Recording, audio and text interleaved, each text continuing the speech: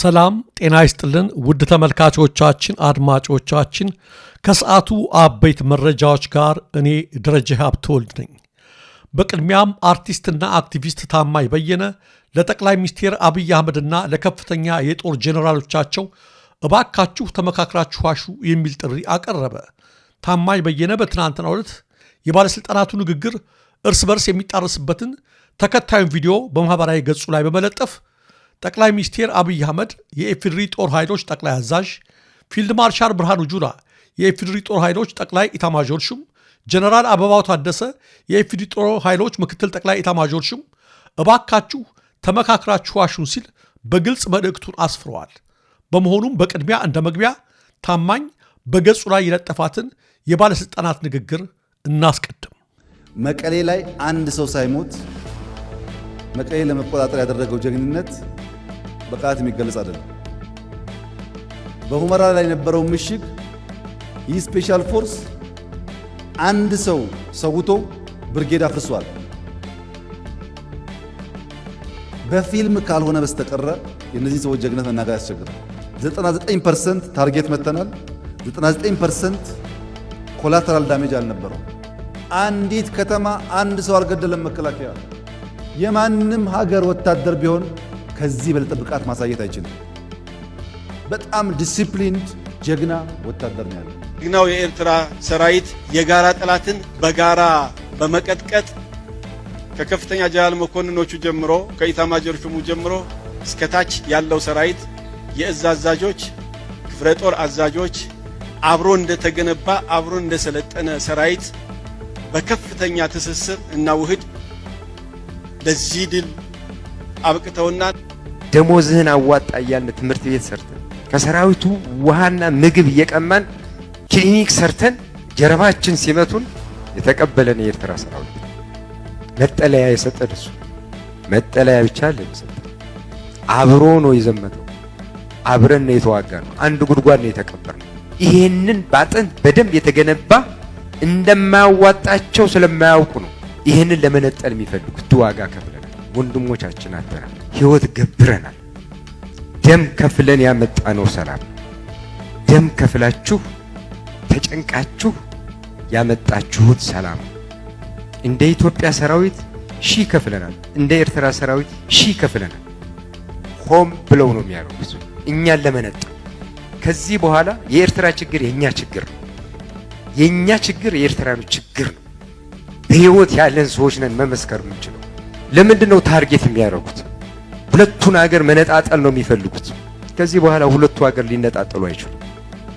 የሁለቱ ሀገር ህዝቦች ድልድይ መሆን የምንችለው እኛ ነን። በኤርትራ ያለው ሰራዊትም በእኛ ያለውም ሰራዊትም ድልድይ መሆን የምንችለው። ድልድይ የምንሆነው ደግሞ በንግግር አይደለም፣ በደም ነው፣ በአጥንት የተገነባ ነው። የኔን ሰራዊት የቀበረልኝ የሃሊባል ሰራዊት ነው። የሃሊባል ሰራዊት የቀበረው የሰለሞን ሰራዊት ነው። አሳልፈን እንዳንሰጥ፣ አሳልፈን አንሰጥ። የኤርትራ መንግስት ከኢትዮጵያ ህዝብና መንግስት ጋር ቆሞ የኛ ወታደር ጥቃት ሲደርስበት አብሮ የቆመበትን ጊዜ በከፍተኛ አድናቆትና ክብር ነው የምናየው። ይሄ መቼም ታሪክ የሚሽረው ጉዳይ አይደለም። በትግራይ ውጊያ ሲጀመር የመጀመሪያው ዙር ውጊያ ሽሬ ካስለቀቅን በኋላ የኤርትራ ጦር ከኋላ ኋላ ተከትሎ ሽሬ ገብቶ የአንዳንድ ሰዎችን ግለሰቦች ቤት ማፍረስ፣ ፎቅ ማፍረስ ሲጀምር ጸብ ተጀምሯል። አልተናገርንም እንጂ አክሱም ይዘን ስናልፍ አክሱም ገብቶ ወጣቶች በጅምላ ሲረሽን ጸብ ተፋፍሟል። አድዋን ይዘን ስናልፍ አድዋ ሄዶ ፋብሪካዎች ሲፈታታ ሲሰርቅ ጸብ ተጋግሏል። አዲግራት ደርሰን የመድኃኒት ፋብሪካውን የሚነቀለውን ነቅለው የማይነቀለውን ሲያፈራርሱ ጸቡ ጫፍ ደርሷል። ከባድ የውጊያ መሳሪያዎችንና የውጊያ አገልግሎት ሰጪ ማሽነሪዎችን የሚጠግንበትን የመስፍን ኢንዱስትሪያል ኢንጂነሪንግ ኮምፕሌክስ መቀሌ ድረስ በመሄድ ሙሉ በሙሉ ያወደመ ነው። የጁንታው ኃይል የተለያዩ ወታደራዊ አልባሳትን እያመረተ ለኩይ ተግባሩ ይጠቀምበት የነበረን አልማዳ ጨርቃ ጨርቅና ጋርመንት ፋብሪካ አድዋ ድረስ በመሄድ ከጥቅም ውጪ ያደረጉ ናቸው።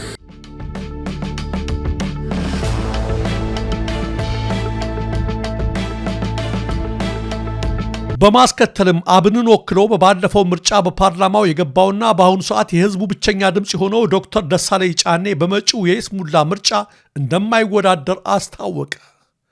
ዳገቱ ላይ ሰው በጠፋበት ብዙዎች ለፈርዖን ፍርፋሪ በተንበረከኩበት ወቅት ሰው ሆነው ከተገኙ ጥቂቶች መካከል አንዱ ደሳለኝ ጫኔ ነው ብል አልዋሽሁም። ዛሬ ባሰፈረው መልእክት ደግሞ በእውነት በይበልጥ አከበርኩት። የደሳለኝን የውሳኔ ሐሳብ እንዳለ ሳልጨምርና ሳልቀንስ ላስከትል። ለተከበራችሁ የባህር ዳር ከተማ ነዋሪዎች፣ ለመላው የአማራ ህዝብና ለኢትዮጵያን ወገኖች በሙሉ ባለፉት ዓመታት በህዝብ ተወካዮች ምክር ቤት ውስጥ በኩሩ የባህር ዳር ከተማ ህዝብ ተመርጬ እናንተን ወክዬ ለህዝባችን ሐቀኛ ድምፅ በመሆን ለማገልገል በመቻሌ ታላቅ ክብርና ኩራት ይሰማኛል። በዚህ ጉዞ ላሳያችሁኝ ያልተቆጠበ ድጋፍ፣ ፍቅር፣ አክብሮትና ጽኑ እምነት ከልብ የመነጨ ምስጋናዬን አቀርባለሁ። በአሁኑ ወቅት ለሰባተኛው ዙር አገር አቀፍ ምርጫ የእጩ ተወዳዳሪዎች ምዝገባ እየተከናወነ ከመሆኑ ጋር ተያይዞ በመራጮቼ በደጋፊዎቼና በሚዲያዎች ዘንድ በእጩነት መመዝገብ አለመመዝገቤን በተደጋጋሚ ሲጠየቅ ቆይቻለሁ። አንዳንድ ፓርቲዎችም ባህር ዳርም ሆነ አዲስ አበባ በፈለግኩት ቦታ በእጩነት እንድቀርብ እድሉን ሰጥተውኝ ነበር። በግል የመወዳደር አማራጭን በጥልቀት አስቤበታለሁ። ሆኖም ግን በመጪው ሰባተኛው ዙር ምርጫ ራሴን በእጩነት ላለማቅረብ መወሰኔን ለህዝቤ ይፋ ማድረግ እፈልጋለሁ። ለዚህ ውሳኔ ያበቃኝ ዋናው ምክንያት በአሁኑ ወቅት በሀገራችን ካለው ተጨባጭ ነባራዊ ሁኔታ ጋር የተያያዘ ነው። ነፃ ሰላማዊና ፍትሐዊ ምርጫ ለማካሄድ የሚያስችል ምቹ መደላደል አለመኖሩና በፓርላማ ውስጥ ተጨማሪ 5 ዓመታትን በመቆየቴ ለህዝቤ የማበረክተው የረባ ጥቅም የሌለው መሆኑን ተረድቻለሁ።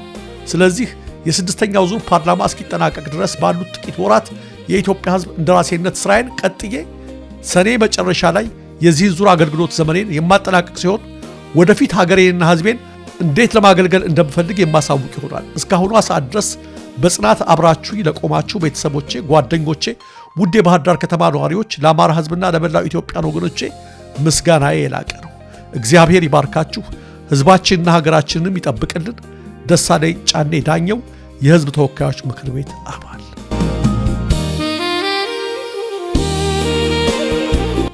እደግመዋለሁ። ሪስፔክት።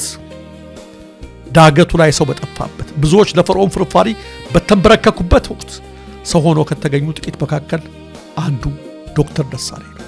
በእውነት አከበርኩ። ሁሉም ያልፋል፣ መልካም ስም ግን ሕያው ሆኖ ይኖራል። ባለፉት 4 ዓመታት በምክር ቤት ቆይታህ ጠቅላይ ሚኒስትሩን ስልጣን ይስቀቁ እስከ ማለት የተጋፈጥክ፣ እስርንም የተቀበልክ መሆኑን እናውቃለን። በተለያዩ መድረኮችም ብቸኛ ድምፅ ሆነህ የህዝብን ብሶት ስታስተጋባ ከርምሃል። ራስን አጋፍጠህ ላደረግከው በሙሉ እናመሰግንሃለን። በሰሜን ወሎ አውደ ውጊያ ከመከላከል በቅጽበት ወደ ማጥቃት የተሸጋገሩት የኃይሉ ከበደ ክፍለ ጦር ፋኖች በድል የታጀበ አስደናቂ ተጋድሎ ሲፈጽሙ መዋላቸውን በግንባሩ የተገኘው የመረብ ዘጋቢ አመለከተ። ብዛት ባለው ጦር ጥቃት ተከፍቶባቸው የነበሩት በምኒልክ ዕዝ የላስታ ጀነራል አሳምነው ጽጌ ኮር አካል የሆኑት የጀነራል ኃይሉ ከበደ ክፍለ ጦር ኃይሎች በወሰዱት የመልሶ ማጥቃት እርምጃ ከበባ ውስጥ አስገብቼ አፍናቸዋለሁ ብሎ በተንቀሳቀሰው ኃይል ላይ ድል መቀዳጀታቸው ነው የተገለጸው። ከትናንት በስቲያ መነሻውን ከዋግምራ ብሔረሰብ አስተዳደር ዞን ጋዝጊብላ ወረዳ ላርኪው ከተማ በማድረግ በድሽቃ ሞርተርና ብሬን ተኳሾች ታግዞ ወደ ዘው ማርያም ቀበሌ በ3 አቅጣጫዎች የተንቀሳቀሰው ኃይል በስፍራው በሚንቀሳቀሱት የኃይሉ ከበደ ክፍለ ጦር ኃይሎች ድንገተኛ ጥቃት እንደከፈተባቸው ነው የተሰማው።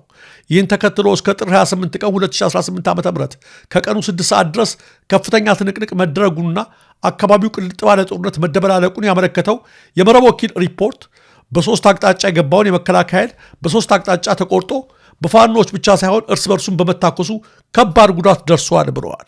ከጥቃቱ የተረፈው ኃይልም ግማሹ ባገኘው አቅጣጫ ሲሸሽ፣ ገሚሱ ደግሞ በመጣበት መንገድ ተመልሷል የተባለው። በአውደ ውጊያው ቁጥራቸው በውል ያልታወቀ ወታደሮችና ልዩ ልዩ የጦር መሳሪያዎች በምርኮ ገቢ መሆናቸውንም ከአፋብን ምኒልክ ዕዝ ኮሚኒኬሽን መምሪያ መግለጫ ለመረዳት ተችሏል። በነ ጀነራል ጻድቃን ገብረትንሳኤና በነ ጌታቸው ረዳ የሚመራውና ራሱን የትግራይ የሰላም ኃይል ቲፒኤፍ ብሎ የሚጠራው ቡድን በትግራይ ድንበር በከፈተው ውጊያ በህወሓት ላይ ድል እንደተቀዳጀና ወደፊት እየገሰገሰ መሆኑን ገልጿል። ህወሓት ግን ለቡድኑ መግለጫ የሰጠው ማስተባበያም ሆነ ምላሽ የለም። ቡድኑ የድንበር አካባቢ ቦታዎችን ከህወሓት እያስለቀቅን ነው፣ በተቆጣጠርናቸው ቀጠናዎች ህዝቡ በከፍተኛ ደስታ አቀባበል እያደረገልን ነው፣ ወጣቶችም የሰላም ኃይሉን በግፍ እየተቀላቀሉ ነው ብለዋል። ሌሎች መረጃዎች ደግሞ ቀደም ሲል ለስልጠና ተብለው ወደ ቡድኑ በግዳጅ ተቀላቅለው የነበሩ ወጣቶች ከማሰልጠኛና ከግንባር እየጠፉ ወደ የቤተሰቦቻቸው እየሄዱ መሆናቸውን የሚያመላክቱ ናቸው። የትግራይ ጊዜያዊ አስተዳደር ፕሬዝዳንት ሌተናል ጀነራል ታደሰ ወረደ ቀደም ሲል በሰጡት መግለጫ ይህ ቡድን ከአፋር ክልል እየተነሳ ወደ ትግራይ ጥቃት የሚሰነዝር ከሆነ ጠባችን ከአፋር ክልላዊ መንግስትና ከፌደራል መንግስቱ ጋር ይሆናል በማለት ማስጠንቀቃቸው አይዘነጋም። ዕውቁ ዘኢኮኖሚስት መጽሔት ምንጮችን ዋቢ አድርጎ ባጠናቀረው ዘገባም በህወሓትና በፌደራል መንግስቱ መካከል እየተባባሰ የመጣውን ውጥረት ተከትሎ ብዛት ያለው የብልጽግና ጦር ወደ ትግራይ ድንበሮች ተጠግቷል ማለቱን በጧቱ የዜና እወጃችን አስደምጠናቸዋል።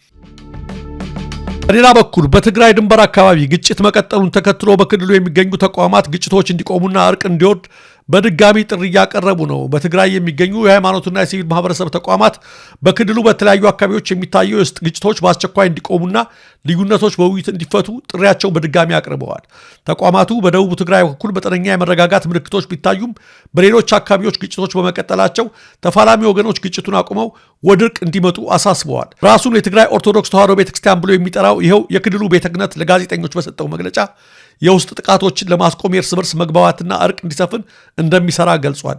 ለዚህም ከሰባቱ የትግራይ ሀገረ ስብከት የተውጣጡ አምስት አባላት ያሉት የእርቅ ኮሚቴ ማቋቋሙን አስታውቋል። በተመሳሳይ የትግራይ ፐብሊክ ዲፕሎማሲ ፎረም ጦርነቱ ይቁም፣ ወደ ውይይት እንመለስ በሚል ርዕስ ባወጣው መግለጫ ወገኖች ልዩነቶቻቸውን በኃይል ከመፍታት ይልቅ በውይይት እንዲፈቱ ሲል በድጋሚ አሳስበዋል።